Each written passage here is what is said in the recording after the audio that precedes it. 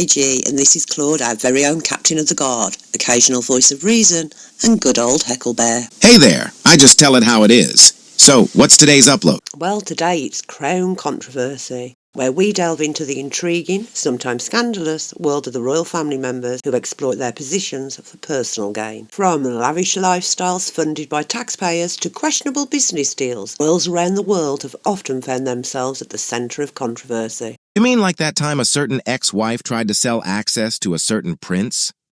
Exactly, Claude. So grab your tea and crumpets and join us as we uncover the world of Crown Controversy. Let's get started. Today we're tackling that hot-button issue that has been stirring up quite a storm. Yes, we're talking about Prince Harry accepting the Pat Tillman Award at the Epsys for his work as part of the Invictus Games. And for those who aren't familiar, the Invictus Games is a multi-sport event for wounded, injured or sick armed service personnel and veterans, of whom Harry is one of the founders. A noble cause, no doubt. But it seems not everyone is happy about this particular award being handed to Harry. That's right, Claude. Pat Tillman's mother, who had been vocal about her concerns, believed Prince Harry was too controversial a figure to receive this award. And she's not alone. The online petition reached over 75,000 signatures and called for the award to be rescinded or for Harry to turn it down voluntarily. Veterans have also expressed their disapproval, feeling that his involvement has brought negative press once again to the Invictus Games. Negative press? You mean like when Harry and Meghan managed to overshadow the actual heroes of the games with their never-ending media circus? Exactly. The Invictus Games may have started as a positive event to highlight the incredible resilience and strengths of veterans, but it's a long way off that now. Now it is often overshadowed by the personal dramas and controversies of Prince Harry and his wife. And because of their actions, the focus has shifted from the veterans onto them, causing significant backlash. Remember the last games when Harry and Meghan released footage of themselves and what rather than the athletes' achievements? Talk about misplaced priorities. And it doesn't stop there. Allegedly, Invictus funds are being used for the couple's travel and security expenses, as well as this wardrobe. This alleged misuse has tainted the game's reputation and also led to a decline in support and success. It's a shame because the Invictus Games were meant to shine a light on the incredible stories of these veterans, not the royal couple's lifestyle and Meghan's clothes. Harry and Meghan only allow their own camera crews from Archwell or Netflix, and very few other journalists, all of whom they select themselves. Therefore, they also have total control over the images that go out, and the majority of it is Harry and Meghan rather than the athletes. This is also why many people cannot understand why he is the recipient of the Pat Tillman Award. While the game started off initially with the veteran at the heart of it, that seems to have changed over the last few years. And the longer they divert the attention onto themselves and away from the true heroes of the games, then this backlash will only increase. And it is having tangible consequences. Decreased interest, decreased donations, decreased support. All of this will make it more challenging for the games to continue at the same level. So what's the takeaway here? Maybe, just maybe, the spotlight should be on the veterans for a change, not the royals. Absolutely, Claude. It's crucial that Harry remembers why the Invictus Games were created in the first place, to honour and support the brave men and women who have served their countries, the Pat Tillmans of the world. The controversy surrounding Prince Harry accepting this award highlights the need for the focus to return to where it truly belongs, and that's on the veterans. Well said, KG. Let's hope future events can still steer clear of royal drama and stay true to their noble purpose. We can but hope. Actually, the media scrutiny and the outrage on social media may have just tipped the balance back to the veterans. Harry generally just brushes off criticism, blames it on perceived injustices from either social media trolls or the British tabloids. He'll often say it's amplified or a coordinated attack from just a few people who have amplified it to make it seem far more, which I must add is just spin from Harry, and most posts are genuine online. That many people have called out his behaviour. But this time it's different. It's come from all corners of society. It's come from people that he associates with. Veterans have come out against him, ex-military personnel, part of the Hollywood elite have come out. The media have basically accused him of trying to buy his popularity back, getting these awards looking more prestigious. It's a PR stunt for them. Well, understandably, that annoyed a lot of people, especially because it feels like an exploitation of veterans. And as we've already said, people feel that Meghan and Harry exploit the Invictus Games for their own PR. It was apparent immediately that rescinding the award was not on the agenda, and what they were going to do was to try and win the public back if he had any chance of picking up this award. Ah, so when they're needed for PR, then they're suddenly front and center again? That they are, Claude, and following all this backlash, that they were again. In light of the huge negative backlash against not honouring a more deserving American veteran, both ESPN and Harry's PR team went into a last-minute media blitz. Nothing like a good old scramble to fix things. I think the media scramble is the only consistency in their PR arsenal. They seem to have to be doing one every couple of weeks. So the scramble related to the release of unseen behind-the-scene photographs of Prince Harry with veterans, painting a picture of his dedication and connection to the Invictus Games. On the morning of the awards ceremony, Harry himself released a rare statement about the importance of these games, emphasising its impact on veterans' lives. A bit of a preemptive strike, huh? Trying to get ahead of the critics. Yep. And while Harry was being presented his award, they brought a past winner, an Army veteran, onto the stage, along with some Invictus athletes.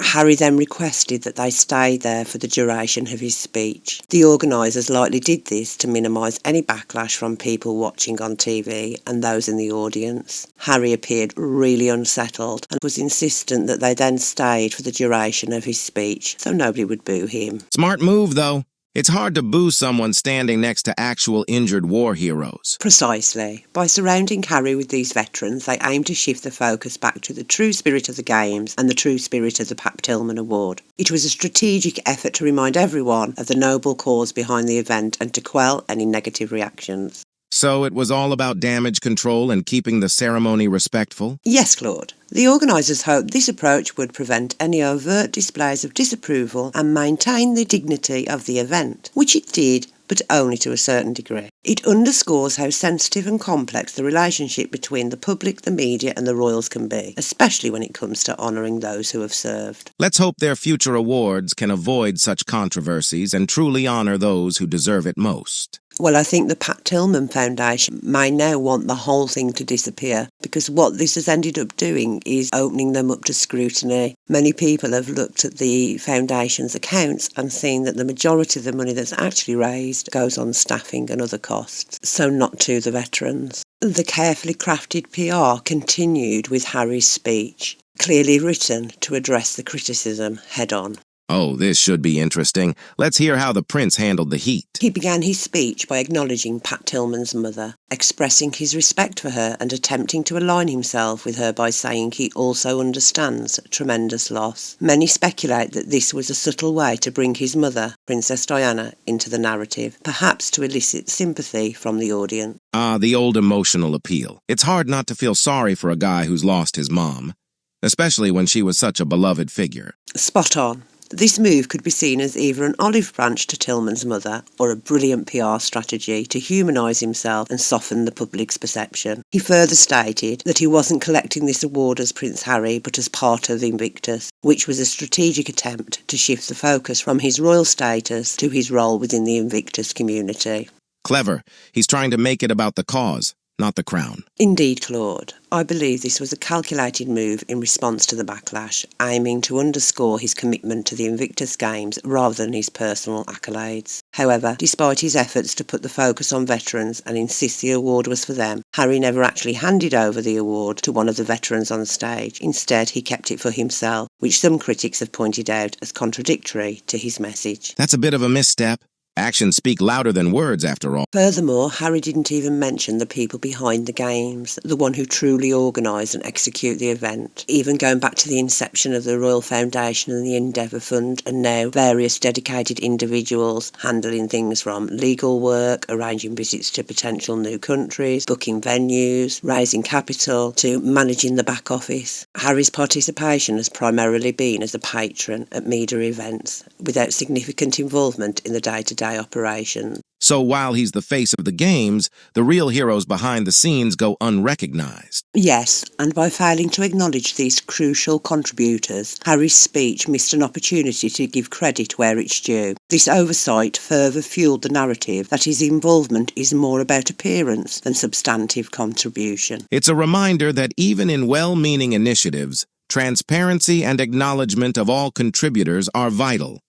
Absolutely. Prince Harry's speech at the Pat Tillman Awards ceremony was a nuanced attempt to address criticism and reposition his image. However, the gaps in his acknowledgement highlight the complexity of public perception and the importance of genuine recognition of all efforts involved. So did his PR efforts work? To a limiting degree, favoured press saw his speech as positive, particularly the opening where he makes reference to Pat Tillman's mother and their connection. They saw this as an olive branch. They also appeared pleased that Harry had mentioned the athletes and the veterans more so than he did himself. I think this was a concern because in a lot of their speeches, particularly his wife's, it's very self-centred. By contrast, the bulk of the media and social media haven't looked as positively on it. Most reported on him collecting the award despite the controversy. And when reading these stories, they are clear in outlining the backlash that he has received and why many didn't think he deserved the award. Perhaps the most critical, and which may hit Harry the hardest,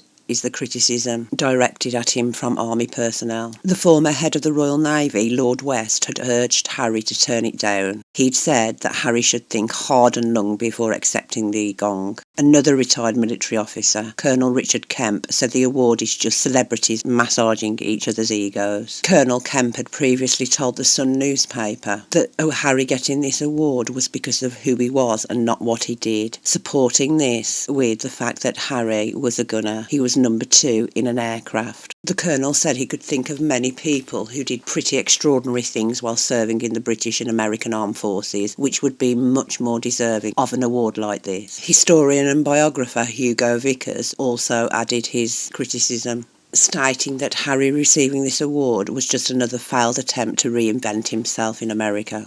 He didn't take away from the work that he had done with Invictus Games, saying the games themselves were brilliant and he was glad he was doing these things for the veterans. However, the problem was, it gets tied up with the need for Harry to reinvent himself, to garner publicity, which he's doing constantly with his wife. This critique and outrage was echoed on social media, with multiple accounts agreeing that Harry shouldn't have been the recipient of this award. And what was even worse was the reception at the actual award ceremony itself. Oh, there was drama? There was, Claude. Firstly, Serena Williams, who was hosting the award show. The tennis player poked fun at the couple by asking them to try not to breathe too much tonight because this is my night and I don't want to be overshadowed by accusations you guys are trying to take up too much oxygen. Many have taken it as a quip directly at Harry and Meghan. However, it seems more of a dig at the royal family and the British media for stories reporting that Harry and Meghan are always trying to distract from the royal family, particularly when they release updates at the same time as royal events. Hey, didn't his wife say that she was suffering and getting negative attention and making members of the royal family jealous by the amount of coverage she used to get? She did, both in her Netflix series and most notably in the Oprah Winfrey interview. Yes, and wasn't it her who said that this was all just because she was breathing, and that because it's the choice of the press who they write about, so she couldn't help getting headlines instead of them? Right again, Claude. I would sit up at night and I was just like, I don't understand how all of this is being churned out. And again, I wasn't seeing it, but it's almost worse when you feel it through the expression of my mom or my friends or them calling me crying. It was all happening just because I was breathing. Which is why I find it really strange that such a close friend would make such a joke at Meghan's and Harry's expense, particularly when Harry's wife said herself that the press articles they chose to write about her over another member of the royal family led her to not want to be here anymore. Yeah, surely you wouldn't reference the experience that your friend has told you, and the whole world via Oprah is what led you, allegedly, to want to leave the earth. So either Serena is ignorant to her apparent suffering, hence the strained smiles on Harry and his wife's face, or the opportunity to get a dig in about how the world press see her friend as always trying to steal the limelight. Yes, or she really is taking a dig at them for actually trying to steal the limelight at many of these events. If you can remember, back in 2019, just a couple of days before the US Open tennis final championship, it was revealed that Harry's wife was intending to go to watch her friend Serena in the final. It was widely reported at the time that her presence was deeply concerning to Serena's coaching team, as Serena had crumbled under the pressure of her friend being in the stadium last time she came to watch her play, which was the Wimbledon final. Another source out of Serena's camp told the Sun newspaper that Harry's wife was coming after the scandal over people taking photographs of her at Wimbledon this summer and will come with at least 2 protection officers, but that won't stop gawkers from taking photographs and Meghan diverting attention away from Serena herself at such an important time. It's worth noting that Serena never did go on to win that last Grand Slam which she was after. Yes, I remember. So it could be a genuine slight directed at Harry's wife then, couldn't it? Because she came to her match despite concerns from Serena's team. Incidentally, Serena also lost the second Grand Slam tennis final loss on the trot. And what it may also explain is the side eye that Meghan received off Serena's sister Venus, who was sitting on the other side of Harry. Oh my, that's some serious side-eye. It is, and her distaste was also directed at Harry, which I think was probably the crux of it. Do you think she was unimpressed with his nomination and his wife's involvement? Either way, Venus apparently spoke for many with this look. There had been huge media around this event, and the majority of it was negative against Harry accepting the Tillman Award.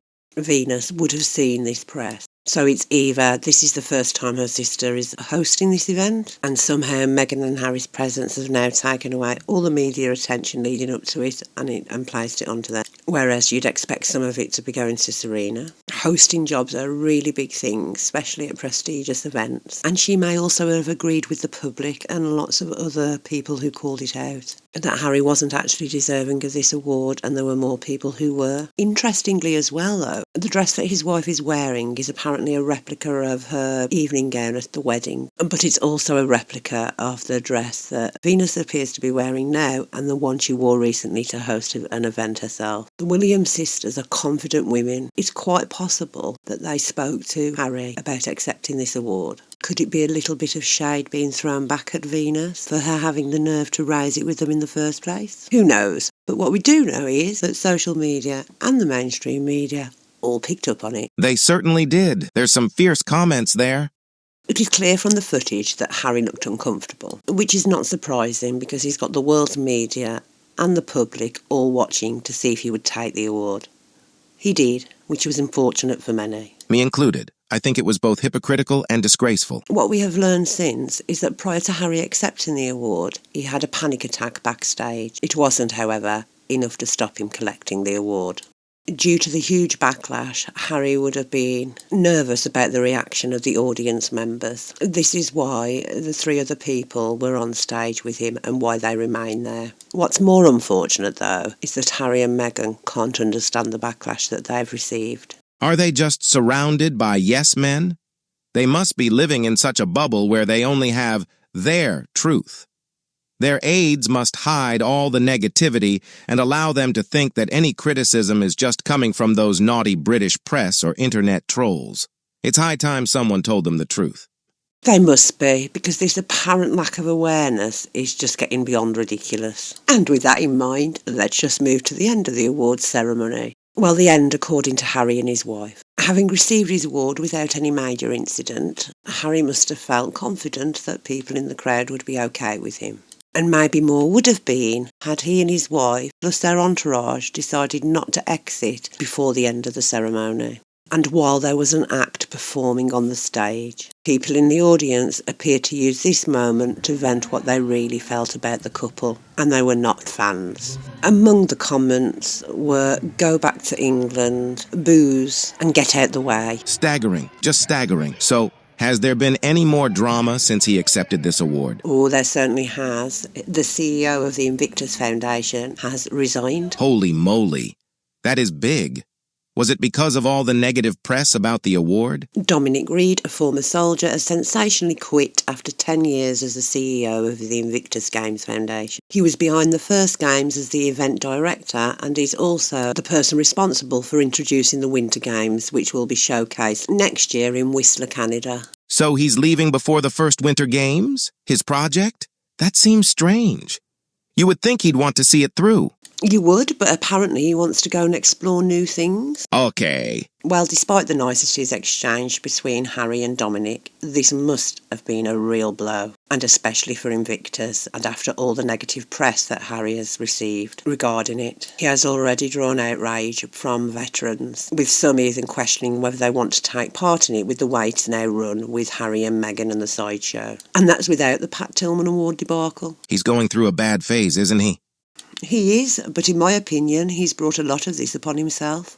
But for Dominic to go before he sees the Winter Games come into fruition just seems damn strange. I see he says that he believes he's done all he can, and now it's time for someone new to take it through the next decade. But the first Winter Games haven't happened yet, so surely he hasn't done everything yet. I've got a feeling that there's just too much bad press surrounding this organization now. Something feels off. I agree. It seems strange that Dominic would resign when he's got nothing lined up to go to, no other job, nothing, probably the worst thing he's ever done in terms of PR and his brand messaging. It was only recently that it was reported that Harry wanted some time away to regroup. But now that looks like that'll have to be pushed back while he seeks to find a replacement CEO. And that could be difficult in itself because he needs to find somebody he gels with and who understands the ethos and Invictus and can bring the vision. Dominic's been on board since the very beginning, which means he was recruited while Harry was still working with the Royal Foundation and Endeavour Fund. In other words, he didn't have to go out and find Dominic on his own. Since going it alone, Harry and his wife have had a revolving door of executives and employees at Archewell. Well, hopefully the executive team at Invictus will take an active role in the recruitment process. Otherwise, I don't hold out too much hope. I think there are many others who echo your sentiment there, Claude. We also have to remember the other issue here, Claude, and that's that a lot of people have said they're really difficult to work with. Does the Sussex Survivors Club spring to mind? Oh, yes. There's actually a chance that people won't be lining up to apply for the position. Well, the next games are less than 7 months away, so they need to get on to it and fast. Oh boy, that's got to be giving him a headache. Which all just makes me all the more curious to know why he's quit at this time. It doesn't make sense. It's also happened really suddenly. Usually you would expect them to have done the recruitment of the new CEO prior to this one leaving, so there'd be no disruption and you'd have continuity to the foundation. That hasn't happened. So why? It's just not a good look for Invictus. Well, they finally released where the next games will be held. It was between England's second city, Birmingham, and Washington, D.C. in the United States. And who came out on top? To the surprise of many royal watchers, Birmingham in England. So that means that Harry is due to be in the UK in 2027. I can't wait. Not. In a statement, Harry said, "Your city's strong ties to the armed forces community made it a formidable contender from the very start." Strong ties? Forgive me, I know they have a Center for Defense Medicine at the local hospital, the Queen Elizabeth, but what are those other ties?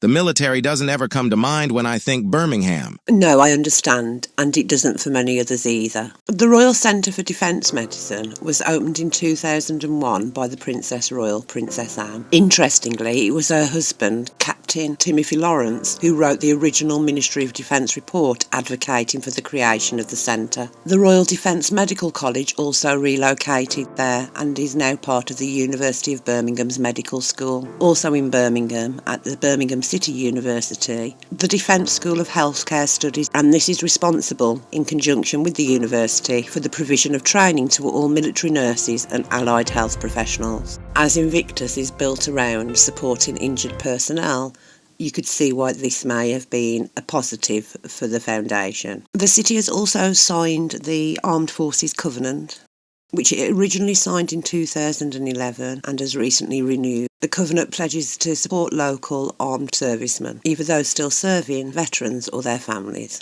For the first time, though, they have released a guide which can be found on the City Council's website. I expect this was in preparation for their bid for the Games, as it is very recent, but it also offers more services to local veterans. The city was also awarded the Armed Forces Gold Award for Employers last October, so is currently actively working for the veterans in their local community. Whether or not it was all part of this bid to host the Games, what will result from it is a better life for veterans, hopefully. Birmingham also has a range of venues, having recently hosted the Commonwealth Games in 2022. There is also a large exhibition centre, known locally as the NEC, which will host the majority of the Games. This was also used for some of the sporting events in the Commonwealth Games. As an international Games has recently been held in the city, they have experience of putting on these events and the infrastructure in place to support. So he's going to be in the UK? It looks that way. I don't believe that fills me with much joy at all. But I'm sure there's some people in Washington, D.C. letting out a sigh of relief. But maybe not all those in Birmingham. Their council has recently gone bankrupt, and they're solving their financial mismanagement by hiking council tax payments. And to add further insult to injury, they're reducing the services this tax funds. So now, not only will all the residents going to be out of pocket, but they will have their rubbish piled high as collections get reduced. That's really compassion in action, Harry. Yes, actions speak louder than words, and Harry's actions have shown many that he really doesn't care about the everyday person. It's all about himself. An interesting point to note is that while the Royal British Legion has supported the Invictus Games since 2016, initially funding family and friends to attend the Games, in 2023, the Ministry of Defence chose the British Legion above Help for Heroes for now funding the athlete. The charity has supported 25,000 veterans since it began in 2007 and provided funding to deliver the athletes to each of the Games. However, in 2023, prior to the Dusseldorf Games in Germany, the charity said that it wanted to evaluate whether the Invictus Games was still providing value for money for those making donations after the Germany Games. It also wanted to reduce its potential liability if there was a funding shortfall. This is a legitimate concern of the charity because we've seen in Canada that 30 million Canadian dollars have had to be provided by the government to support the shortfall of the Invictus Games being hosted there. Shortly after Help for Heroes made these comments, however, the MOD chose to go with the Royal British Legion for the future. Shortly after Help for Heroes made these comments, though, the MOD decided that they would go with the Royal British Legion as their partner moving forward to support the athletes and their families. Okay, that doesn't sound strange at all. They really didn't want their finances looking into, did they? Nothing to see here, please! Apparently not, and I'm not sure that they've actually looked into those queries that Help for Heroes had, which may come back to bite them in my opinion, because there's been a lot of speculation on how the Invictus funds are being spent, particularly the expenses for Prince Harry and his wife. As a foundation, they should really allow for transparency, especially when the public make donations. Failing to do so, in my opinion, will just contribute to the declining interest. The last Games in Dusseldorf only made the iPlayer on the BBC. Even its own YouTube channel had minimal viewers, and the venues themselves were largely empty, even at the most popular sports and during the finals. By comparison, a record-breaking 57.1 million watched the BBC streaming of the 2022 Commonwealth Games in Birmingham. 28.6 million people watched the Games on the BBC, with the highest peak being 6.6 million ahead of the men's and women's 100-metre breaststroke finals. Obviously, games like the Commonwealth Games will attract more viewers. However, for Invictus to be sustainable, it does need to engage the public more. And this is proving difficult due to the negative press that's now associated with the Games. And many believe that unless the executive team do something about Harry and his wife, then this decline will continue, leaving any future Games at risk. You can see the public interest really waning, and I get the feeling that he's forcing us here in the UK to get involved with the Games by bringing them to Birmingham. This could be what's happening. You may all recall that recently Harry and his wife got themselves new PR gurus, one for America and one for the UK. Harry's reputation is currently on the floor in the United Kingdom, and we have been informed that they are working on improving that. From their point of view, I can imagine what better way than to bring the Invictus Games back to the country. Ergo, bring Harry back. However, if he still intends to promote himself over the athlete, then his reputation and popularity will continue to plummet. And I wouldn't be surprised if one of our major TV channels also broadcasts the games. I also think this is to push the royal family. Harry and his wife have been desperate again to make the connection with them for their own PR, which is really quite sad, and our royal family shouldn't be for sale. Hosting the games in the same city as the Royal Centre for Defence Medicine will no doubt cause the mainstream media to keep questioning whether the royal family will attend. I expect pressure to be on Princess Anne because the centre was the brainchild of her husband. I also expect pressure to be placed on Sophie, the Duchess of Edinburgh, as she is the patron of the Scar-Free Foundation Centre for Conflict Wound Research, which is also based at the centre in Birmingham. Then of course you have the King, the head of the military, and then of course you have all the other members of the royal family who have military connections through patronages or charities. Rather than a celebration of our veterans, this is going to turn into vitriol and a hounding of our royal family. And should any members outside the senior working royals attend, I think even they will be used as a photo opportunity. I'm beginning to loathe the games coming here already.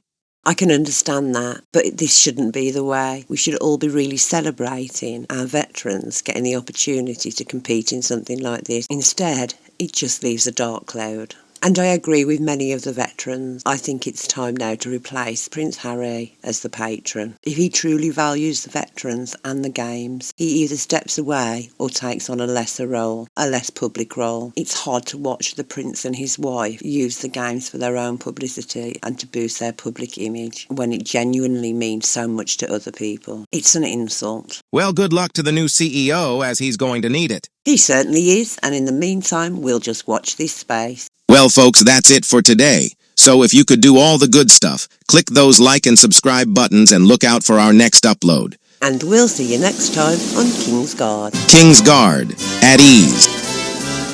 Fall out.